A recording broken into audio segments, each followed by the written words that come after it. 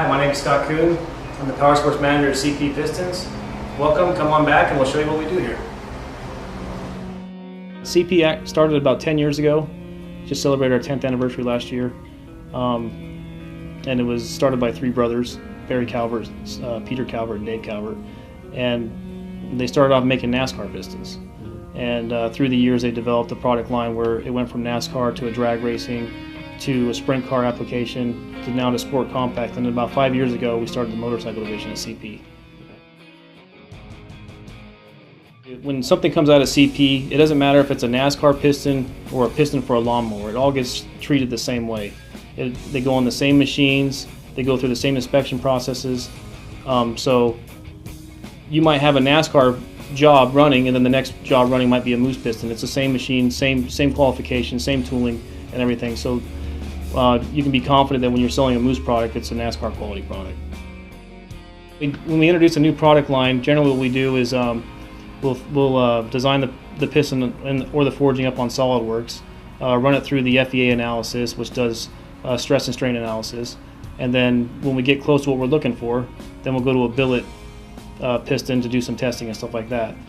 Typically what we do is when you have to program the machines for a billet, it has to go through some sort of CamWorks program, a piston that starts off as a raw puck and being machined, and he'll do that so he can pick the correct tooling, the correct speed and feed rates, to get the proper finish and the proper, and then also machine time.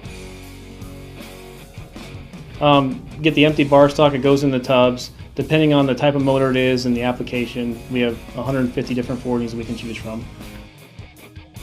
It goes through about 7 operations, all the way from the beginning operation where it does the rough cuts and the pin bores, all the way to the final operation where it does the finished deburring and everything else.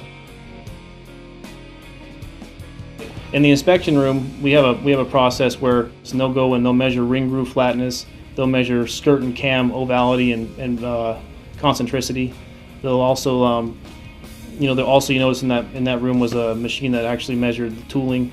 So before they actually cut the machine, they can qualify the tools that go on the machine. So that way it eliminates scrap and it also gives us a leg up on our competition. About a year and a half ago, CP acquired Carrillo and moved them over to our building, and their main goal is to work on production and to get costs down and production up. So they've been investing in a lot of different machinery, doing different processes that think they can help with production. And what we're doing now is we're combining the two product lines so that the CP piston and the Carrillo rod kind of complement each other. Typical Moose 4-stroke kit will come with a piston, a top-end gasket kit, a ring set, and a pin.